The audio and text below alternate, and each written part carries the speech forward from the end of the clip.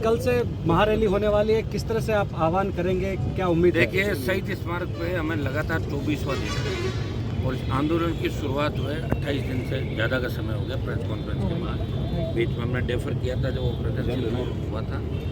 और सबसे पहले तो मैं इन नौजवानों का धन्यवाद दूंगा कि एक महीने से ये तपती धूप के अंदर जहाँ नौ तप्पा चालू है, कल से भीषण गर्मी पड़ेगी, उसके बावजूद भी नौजवान डटा हुआ है, लड़ रहा है अपने हक और अधिकार के लिए।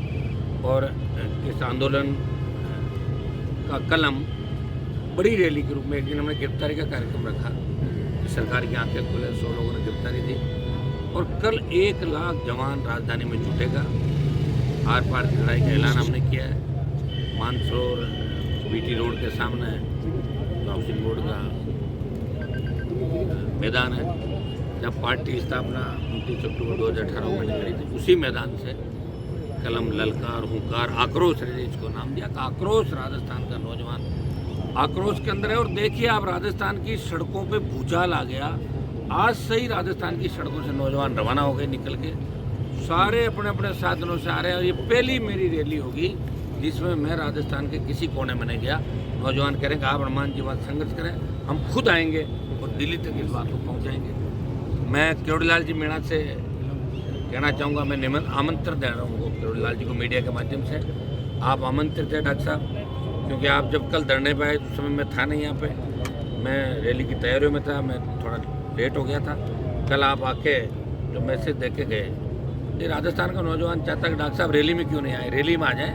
ये मेरा आमंत्रण आपके माध्यम से, कल आके आप 1 लाख जवानों को संबोधित करें, जो भी बात कहना चाहे तो हम, क्योंकि आपने ऐसा ही भर्ती की शुरुआत करी थी संघर्ष की, और बीच में चूँकि आप बीजेपी के अंदर से मंत्री बन गए, आपका मन अभी भी कहीं न कहीं इन बेरोजगारों के, नौजवानों के, शहीद स्मारक आपके मन के अंदर कहीं न कहीं घूम रहा है। तो मैं आपको आमंत्रित करता हूँ, कल आप एक बार वहाँ हमारे आमंत्रण पे कल पधारे वहाँ पे। कल तो आप अपने आप मन से आ गए थे और मैं यहाँ था भी नहीं, बात नहीं हो पाई। मैं डॉक्टर साहब को आमंत्रित करता हूँ, तमाम उन नेताओं को मैं आमंत्रित करता हूँ जो बड़ी बड़ी बात कह रहे थे, कांग्रेस पार्टी की और चाहे दूसरी पार्टियों को। अगर वो आना चाहें तो नौजवानों की रैली में वो सब आमंत्रित है, वो अपनी बात कह के जा सकते हैं। हमें इस राजस्थान को बचाना है, राजस्थान का सम्मान लौटाना है। हमें उन बच्चों का भविष्य जो कड़ी मेहनत करके लाइब्रेरी के अंदर किसान के बेटे बेटियाँ किस तरह यहाँ 15-20 हज़ार रुपये का फ्लैट किराए लेते हैं, पीजी में रहते हैं, किस तरह खाने की व्यवस्था करते हैं,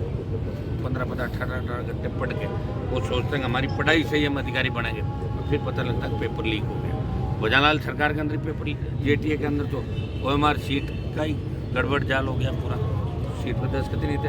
और दूसरा इनका मंत्री जो न्याय मंत्री जोगाराम, उसकी पोती नकल करते हुए पकड़ी गई। तो राजस्थान सोच रहा है कि क्या करें, किधर जाए, एक तरफ कुआ एक तरफ खाड़ है, इधर बीजेपी कुआ और कांग्रेस खाड़, इधर सांपनाथ, दूसरा नागनाथ। तो नौजवानों के सामने अब आक्रोश और हुंकार के अलावा कुछ बचा नहीं। ये नौजवान कल आक्रोश रैली करके मोदी को संदेश देगा कि अगला पड़ाव दिल्ली की तरफ है। प्रधानमंत्री जी, इस बात को हल्के में मत लेना, क्योंकि जो आंदोलन कर रहा है वो इतना जिद्दी है कि अपनी जान हथेली पे लेके चलता है। जब कब जरूरत पड़ जाए और कब देनी पड़ जाए इस राजस्थान के सम्मान के लिए, नौजवानों के सम्मान के लिए।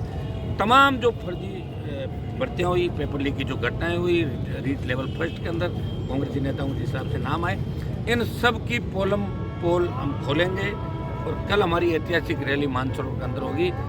शायद बरसों बाद नौजवानों का इतना बड़ा आंदोलन राजधानी में कभी नहीं हुआ, और पहली बार राजस्थान का नौजवान अपने बलबूते पर आंदोलन कर रहा है। RLP पार्टी परिवार को पूरी बधाई, पूरी ताकत इन्होंने लगाई। संघर्ष समिति, बेरोजगारों को जो भी संगठन है, कल मैं सबको आमंत्रित करता हूँ। हम पूरे राजस्थान के मान सम्मान की लड़ाई लड़े, दोबारा ऐसी घटनाओं की पुनरावृत्ति नहीं हो।